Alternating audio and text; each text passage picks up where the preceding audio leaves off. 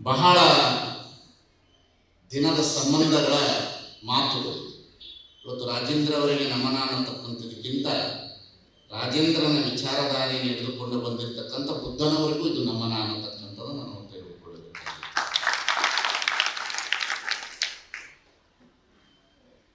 ಕಾರಣ ಒಂದು ವ್ಯಕ್ತಿಯಾಗಿರೋದಿಲ್ಲ, ಎಷ್ಟೋ ಆರ್ಡಿನರಿ ಸೋಲ್ಸ್ ಆಗಿ ಬರ್ತವೆ ಜಗತ್ತಿನಲ್ಲಿ. ನಮಗೊಬ್ಬ ವ್ಯಕ್ತಿಯಾಗಿ ಕಾಣಿಸ್ತಾ ಇರ್ತಾರೆ ಅಷ್ಟೇ. ಒಂದು ಕಡೆ ಒಬ್ಬರು ಹೇಳ್ತಾರೆ, ಗುರು ತೋರಲು ನರರೂಪ, ಭಾವಿಸಲು ಹರರೂಪ ನೋಡ. ಹಾಗೆ ನಾವು ಅವರನ್ನ ಒಬ್ಬ ವ್ಯಕ್ತಿಯಾಗಿ ನೋಡಿಬಿಟ್ರೆ ವ್ಯಕ್ತಿಯಾಗಿ ಕಾಣ್ತಾರೆ ಅಷ್ಟೇ. ಬುದ್ಧನಾಗಿ ನೋಡಿದ್ರೆ ಬುದ್ಧನಾಗಿ ಕಾಣಿಸ್ತಾನೆ ಅಷ್ಟೇ. ಬಸವಣ್ಣನವರಾಗಿ ನೋಡಿದ್ರೆ ಬಸವಣ್ಣ ಅಷ್ಟೇ ಕಾಣಿಸ್ತಾರೆ ಅಷ್ಟೇ. ಹಾಗೆ ಒಂದು ವ್ಯಕ್ತಿಯನ್ನು ನಾವು ಕೌಟುಂಬಿಕವಾಗಿ ನೋಡಿದ್ರೆ ಅದು ಕೌಟುಂಬಿಕವಾಗಿ ಕಾಣ್ತದೆ, ಸಾಮಾಜಿಕವಾಗಿ ನೋಡಿದ್ರೆ ಸಾಮಾಜಿಕವಾಗಿ ಕಾಣ್ತದೆ. ಆದರೆ ವ್ಯಕ್ತಿಯ ಒಳಗಡೆ ಇರತಕ್ಕಂತಹ ಎಕ್ಸ್ಟ್ರಾರ್ಡಿನರಿ ಅನ್ನತಕ್ಕಂತಹ ವಿಶೇಷವಾದಂಥ ಒಂದು ವ್ಯಕ್ತಿತ್ವ ಇರ್ತದಲ್ಲ, ಅದನ್ನು ಗುರುತಿಸಿ ನೋಡಿದರೆ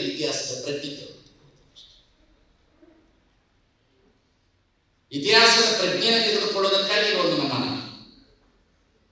ವ್ಯಕ್ತಿಗಾಗಿ ನಮನ ಇರೋದಿಲ್ಲ. ಯಾಕಂದ್ರೆ ವ್ಯಕ್ತಿಯಲ್ಲಿ ಇರ್ತಕ್ಕಂಥ ವ್ಯಕ್ತಿತ್ವ ಇಡೀ ಇತಿಹಾಸದ ಪ್ರಜ್ಞೆಯನ್ನು ತೆಗೆದುಕೊಂಡು ಬಂದಿರ್ತದೆ. ಅದಕ್ಕೊಂದು ಚೈನ್ ಇರ್ತದೆ. ಆ ಚೈನನ್ನು ನಾವು ಬಹಳ ಚೆನ್ನಾಗಿ ನೋಡ್ಬೇಕಷ್ಟೇ. ಅದನ್ನು ನಾವು ಬಹಳ ಜನ ಏನ್ ಮಾಡ್ಬಿಡ್ತೇವೆ, ಒಂದು ಲೌಕಿಕ ಪ್ರಜ್ಞೆಯ ವ್ಯಕ್ತಿಯನ್ನು ನೋಡ್ಬಿಡ್ತೇವೆ ಅಷ್ಟೇ.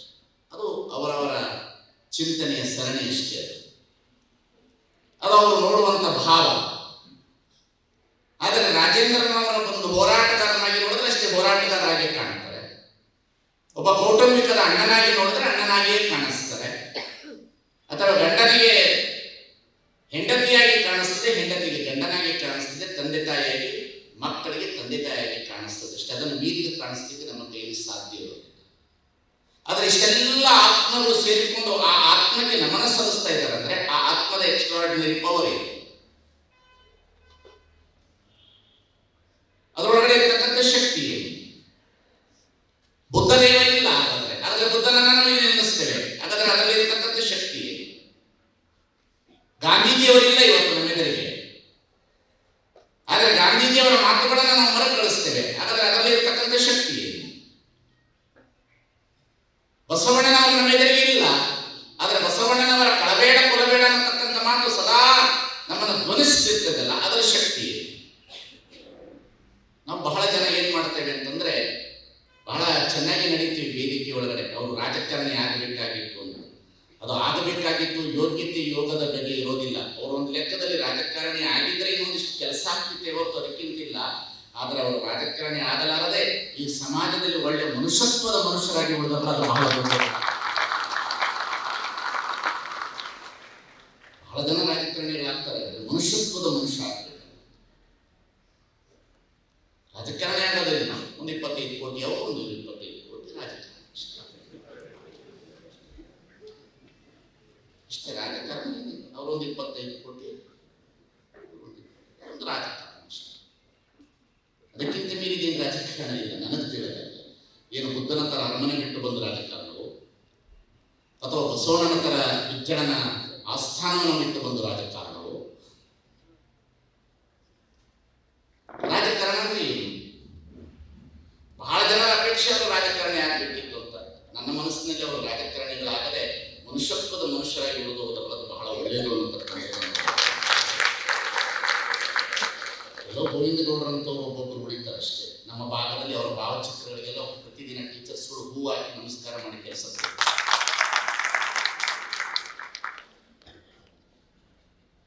ಹಾಗಾಗಿ ರಾಜೇಂದ್ರ ಅವರನ್ನು ನೋಡುವಂತ ದೃಷ್ಟಿಕೋನ ಇದೆಯಲ್ಲ, ಅವರು ಎಡಪರವಾದಿಗಳಲ್ಲ, ಬಲಪರವಾದಿಯಲ್ಲ, ಅವರು ಹೃದಯ ಪರವಾದಿಗಳು. ರಾಜೇಂದ್ರಿಗೆ ಅವ್ರನ್ನ leftist rightist, no leftist no rightist. ಯಾರು ಮನುಷ್ಯರ ಪರ ಇರ್ತಾರಲ್ಲ ಅವರು ಹೃದಯ ಪರವಾದಿ. ಇಲ್ಲಿ ಎಡಪರ ಬಲಪರ ಅನ್ನೋದು ಇರೋದಿಲ್ಲ ಮನುಷ್ಯನಿಗೆ. ಎಡಪರವಾದಿಗಳೇನು ಬಹಳ ಹೋರಾಟಗಾರರಿಂದ ಕೂಡಲೇ ನಾವು ಇಡೀ ಜಗತ್ತಿನ ಎಲ್ಲ ವಿಚಾರಧಾರೆಗಳಿಗೆ ಅದಕ್ಕಾಗಿ ಹೋರಾಟ ಮಾಡ್ತಾರೆ. ಅಥವಾ ಬಲಪರವಾದಿಗಳು ಇಲ್ಲದಿರುವ ಭ್ರಮಾಲೋಕದಲ್ಲಿ ಇರ್ತಕ್ಕಂಥ ಕಾಲ್ಪನಿಕ ಲೋಕದಲ್ಲಿ ಬದುಕ್ತಕ್ಕಂಥ ವ್ಯವಸ್ಥೆ ಇರ್ತಾವೆ. ಇವೆಲ್ಲ ನಂತರದ ಚಿಂತನೆಗಳು. ಯಾವತ್ತೂ ಒಬ್ಬ ಮನುಷ್ಯನನ್ನು ಎಡಪರವಾದಿಯಾಗಿ ನೋಡಬಾರ್ದು, ಬಲಪರವಾದಿಯಾಗಿ ನೋಡಬಾರ್ದು. ಒಬ್ಬ ಮನುಷ್ಯನ ಮನುಷ್ಯತ್ವದ ಗುಣವನ್ನು ನೋಡಬೇಕಾಗ್ತದೆ.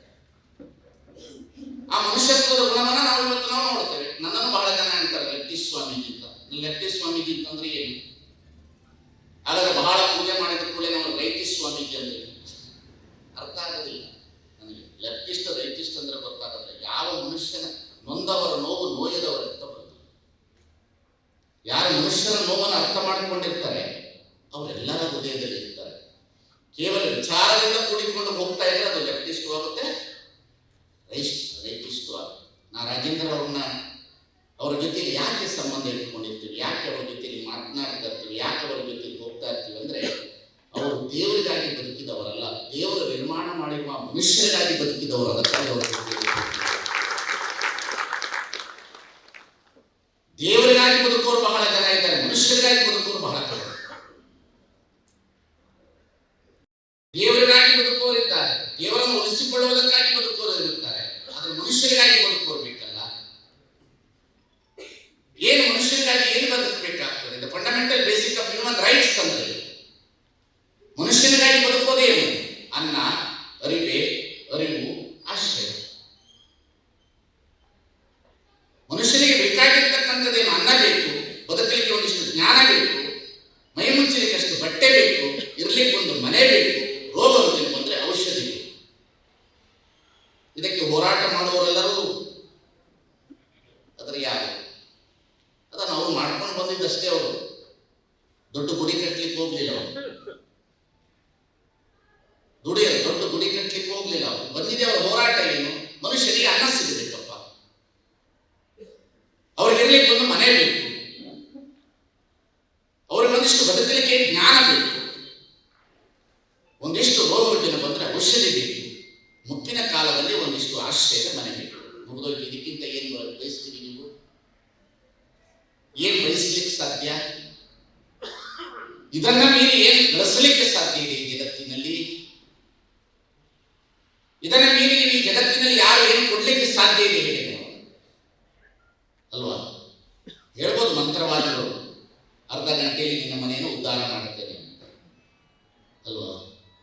ಶಾಸ್ತ್ರ ಹೇಳಬಹುದು, ಬೇಕಾದಂಗೆ ಹೇಳಬಹುದು, ನಿನಗದು ಬರುತ್ತೆ ಇದು ಬರುತ್ತೆ ಅಂತ. ಅದಕ್ಕೆ ಕುವೆಂಪು ಹೇಳ್ತಾರೆ, ಯಾವ ಕಾಲದ ಶಾಸ್ತ್ರ ಏನು ಹೇಳಿದರೆ ನಿನ್ನ ಎದೆಯ ಧ್ವನಿಗಿಂತ ಮಿಗಿಲಾದ ಶಾಸ್ತ್ರ. ಯಾವ ಕಾಲದ ಶಾಸ್ತ್ರ ಏನು ಹೇಳಿದರೆ ನಿನ್ನ ಎದೆಯ ಧ್ವನಿಗಿಂತ ಮಿಗಿಲಾದ ಶಾಸ್ತ್ರ ಉಂಟು. ಆ ಎದೆಯ ಧ್ವನಿ ಇತ್ತಲ್ಲ ಅದು ರಾಜ್ಯ. ಎದೆಯ ಧ್ವನಿ ಹೇಳ್ಬೋದು, ಮಹಾಲ್ ಕಟ್ಟಿಸ್ತೀನಿ, ಅದನ್ನು ಕಟ್ಟಿಸ್ತೀನಿ, ಇದನ್ನು ಕಟ್ಟಿಸ್ತೀನಿ. ಬಹಳ ಜನ ವಚನ ಹೇಳ್ತಾ ಇರ್ತಾರೆ, ಕಳಬೇಡ, ಕೊಲಬೇಡ, ಉಸಿಯ ನುಡಿಯಲಿ ಬೇಡ, ನನಗೆ ಮಾತ್ರ ಹೇಳಬೇಡ. ಇದು ಮನುಷ್ಯರ ಬದುಕಿನಲ್ಲಿ ನನಗೆ ಅವರ ತಮ್ಮವರು ಅಳುತ್ತಿರ್ಬೇಕಾದಾಗ ಅಷ್ಟೇ ನೋವು ಆಯಿತು. ಆದರೆ ಅದು ನೋವಿನ ಜೊತೆಯಲ್ಲಿ ಶರಣರ ಒಂದು ಮಾತನ್ನು ಹೇಳ್ತಾರೆ, ಶರಣರ ಜೀವನವನ್ನು ಮರಣದಲ್ಲಿ ನೋಡು.